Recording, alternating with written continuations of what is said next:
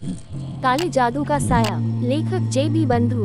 मेरा नाम सुरेश है। 1988 की बात है। मैं लगभग 5 या 6 साल का रहा होगा। हमारा घर और दुकान दोनों अलग अलग जगह थी। दुकान जाने के लिए रास्ते में एक मंदिर पड़ता था और पास में ही मंदिर के बाहर बहुत बड़ी जगह, जहाँ पर बहुत पुराना पीपल का पेड़ था।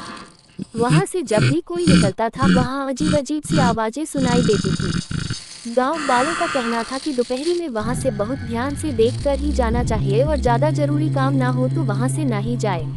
लेकिन जरूरी काम पड़ने पर वहाँ से जाना ही पड़ता था, क्योंकि रास्ता सिर्फ एक ही था। वहाँ की हर दूसरे दिन कोई ना कोई बात जरूर सुनने को मिलती। मैं जब भी वहाँ से अकेले निकलता मुझे अजीब सी आवाजें सुनाई देती और डर से मैं वहाँ से जल्दी जल्दी निकलता। एक दिन की बात है, भरी दोपहरी में मैं वहाँ से निकल रहा था। अचानक मैंने देखा पीपल के पेड़ के नीचे कुछ अजीब सी चीज बैठी थी। बड़े बड़े हाथ और पैर, चिंपांजी के जैसा मुंह, लेकिन बहुत छोटा और लंबे लाल रंग के बाल। मुझे देखते ही वो जो भी था इतनी तेज पेड़ पे चढ़ा और गायब हो गया। मेरी तो हवा ही निकल गई। मैंने जैसे ही वहां से भागने की कोशिश की, अगले पल मैं पेड़ के ऊपर उसके तने पे बैठा था।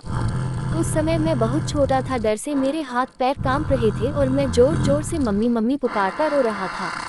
फिर अचानक मेरे पास डरावनी सी एक औरत आ गई। उसकी आवाज़ भी इतनी भयानक थी तो वो आप सोच सकते हैं कितनी भयानक होगी। वो क्या बोल रही थी मुझे कुछ समझ नहीं आ रहा था। बस उस समय मुझे अपने घर वालों की याद आ रही थी। उसकी एक आंख थी, वो भी नाक वाली जगह पर। फिर मुझे उसकी एक बात समझ आई। मेरा बेटा भूखा है और वो मुझे अपना बेटा कह रही थी, या फिर उसका अपना बेटा था, नहीं पता।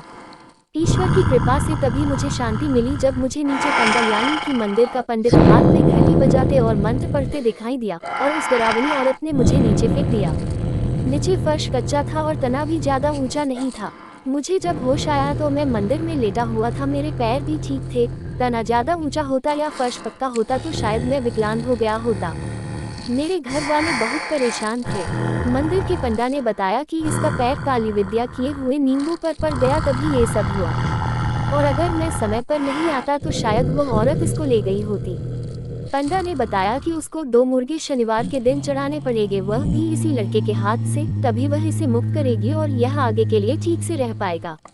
पंडा के कहे अनुसार पीपल के पेड़ के नीचे शनिवार के दिन 2 मुर्गे रख दिए गए। जैसे ही मुर्गे रखे, तुरंत गायब हो गए। मुझे यह घटना जब भी याद आती है तो मेरी रूह कांप जाती है। कुछ दिनों बाद पंडा से मैंने उस औरत की कहानी जाननी चाहिए, तब उसने मुझे उस औरत की कहानी बताई।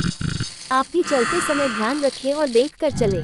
कहानी अच्छी लगे तो लाइक करें, शेयर करें और अपने चैनल को सब्सक्राइब करें।